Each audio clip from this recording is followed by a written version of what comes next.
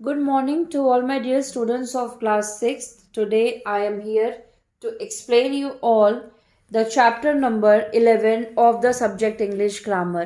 आज की क्लास में मैं आप लोगों को इंग्लिश ग्रामर सब्जेक्ट का चैप्टर नंबर 11 एक्सप्लेन करूंगी. First of all write the today's date. The name of the chapter is subject verb agreement. The verb in a sentence always agrees with its subjects in number and person. When the subject is singular, the verb must be singular. When the subject is plural, the verb must be plural. In simple sentence, I'll tell you an example. किसी भी sentence में सबसे important क्या चीज़ें होती हैं, जैसे सबसे पहले हम सब्जेक्ट लिखते हैं, next is verb, and next is object. Object is not compulsory but basically हम मानते हैं. Subject क्या होता है? Subject means noun, a name of a person, place, animal or thing. जैसे मैंने यहाँ लिखा रोहित. Subject हमारा सिंगुलर में भी हो सकता है, प्लूरल में भी हो सकता है. नाउन या प्रोनाउन हमारा सब्जेक्ट में आता है. Name of a person, place, animal और थिंग, और the words used in place of noun यानी कि pronoun. For example he, she, they, them, him, her, ये सब वर्ड्स भी हम सब्जेक्ट की जगह पे यूज कर सकते हैं.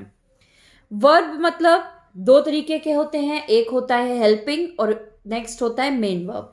तो मैंने बोला रोहित इज वर्किंग, तो इज हमारा हेल्पिंग वर्ब है, वर्किंग हमारा मेन वर्ब है. ऑब्जेक्ट यहाँ पे हो सकता है ऑन अ कंप्यूटर, तो ये कंप्यूटर हमारा ऑब्जेक्ट हो गया. Rohit is subject, verb is and working and object is computer.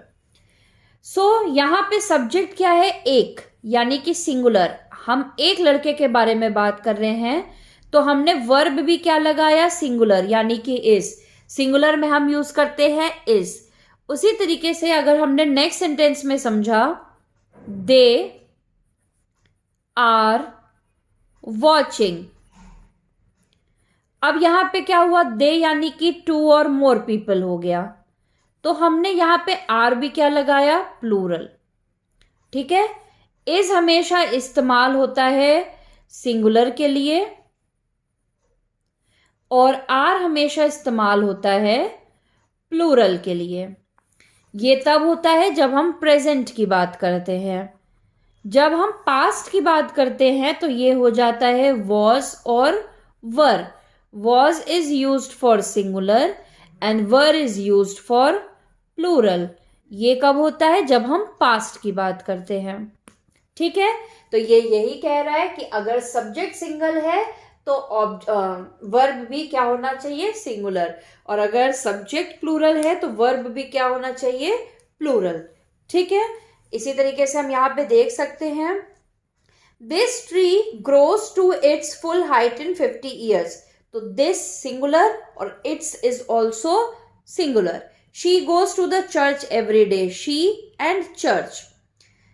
The baby is sleeping. The baby is.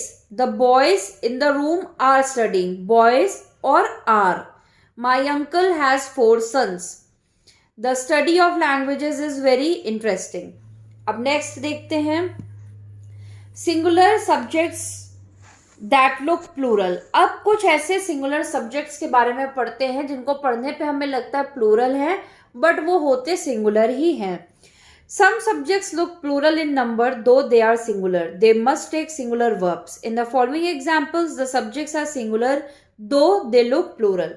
First, the price of apples has gone up.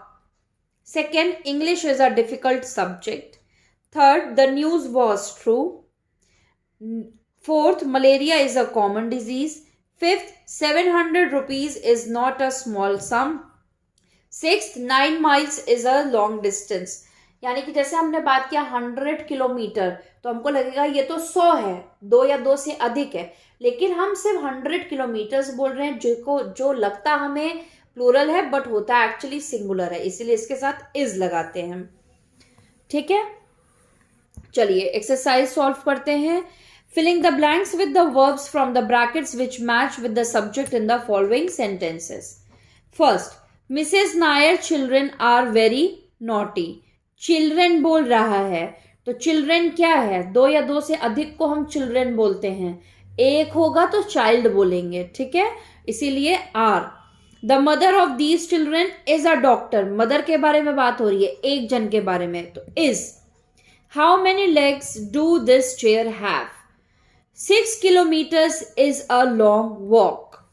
Each of the apples was spoiled. Each बोल रहा है इसलिए was.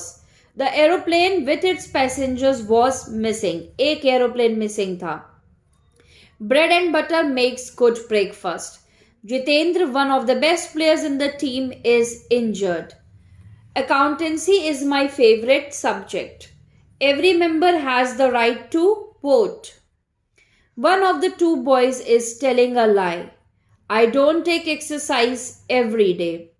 Has someone closed the door? 2 and 2 is 4. How many toys your sister have? Next exercise number B.